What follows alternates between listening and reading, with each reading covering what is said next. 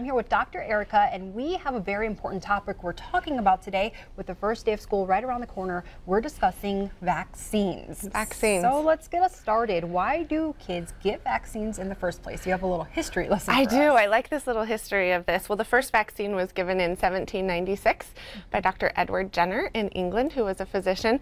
He noticed that during the big smallpox epidemic, where 3 out of every 10 people were dying of smallpox, that the milkmaids who were exposed to the cowpox and had been infected with that were not getting smallpox. So he thought, well, maybe there's a relationship between the two, and started to infect people with cowpox, and they found out that then they had some immunity to smallpox. And so that's where we got the word vaccine, because of the Latin vaca, means cow, like in Spanish, so vaccine.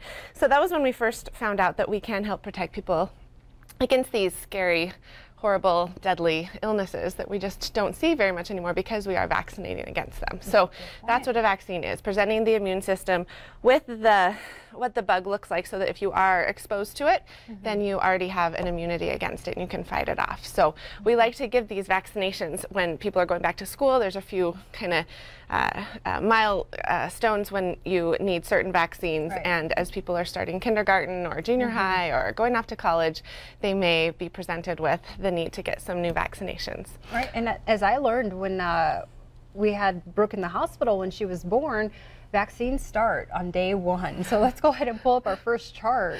What do we have? What are we looking at as far as? So for some of the younger kids, this includes some of the babies, and I'm going to talk a little bit more about those going to school. So the kindergarten, the 4 to 6 age group, is going to be on this as well.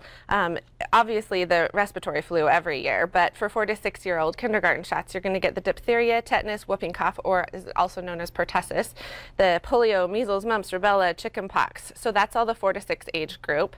7 to 10-year-olds, again, the flu, they may start the HPV vaccine, which is the human papillomavirus, and also catch up on any that they may have unvaccinated, like the DTaP or Tdap, the Hep A, the pneumococcal. And then 11 to 12-year-olds, the meningococcal conjugate vaccine, which protects against meningitis. HPV, again, the human papillomavirus, the Tdap, which is the tetanus, diphtheria, pertussis booster. And then as we get to 13 to 18-year-olds, you've got the flu again. There's a theme there. Meningococcal, the meningitis vaccines, and then if they still haven't got their HPV, they can get that started at that point as well. So if they go to their well visit or talk to their pediatrician or family practitioner, they can find out what they are due for to help protect them against some of these scary illnesses. It can be overwhelming because there are so many different kinds out there, but every time I go, I have the doctors remind me, okay, what is this one for? What's this one for? And they'll tell you, they'll fill you in. There's no problem there. And one of my biggest worries was all the scary things I read on the internet. There's a lot of controversy out there too when it comes to vaccines.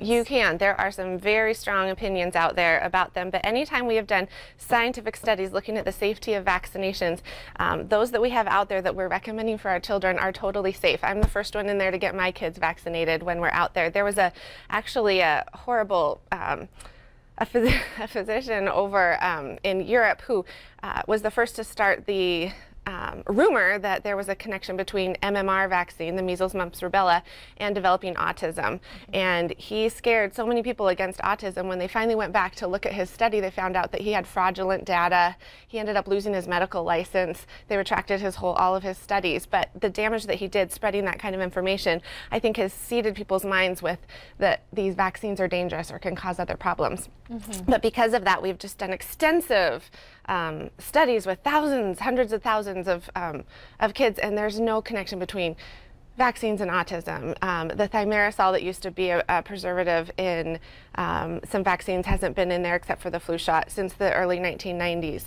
Giving them all at one time to a patient is good. It's not going to hurt them. Rather than spreading it out, I think that's going to hurt them more, just the repeated shots.